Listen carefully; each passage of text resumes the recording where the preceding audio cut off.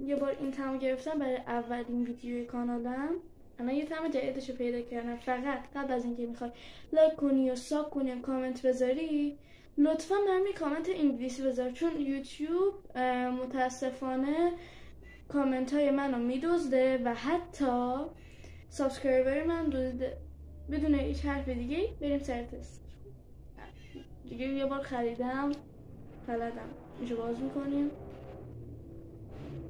باز نمیشه. باز شد. استادیم جلش میاد.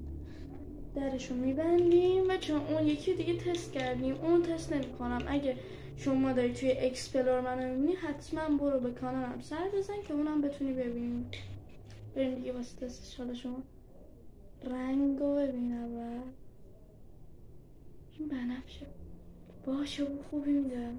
اینو من نوشیدنیشو خوردم ولی جلشو تا پول نخوردم.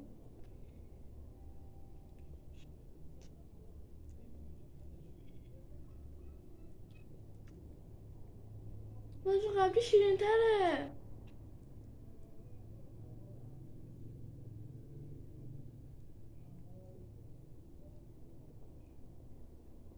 میدونیم ترشیش جوریه که همش کرم داری بخوری. خیلی خوشمزه است. همینطور و من به جفتشون موقع 10 از 10 میدم خوشمزگی، ولی از ترشی 5 هستم. تا یه ویدیو دیگه من فعلا خدافظ، دوستتون دارم.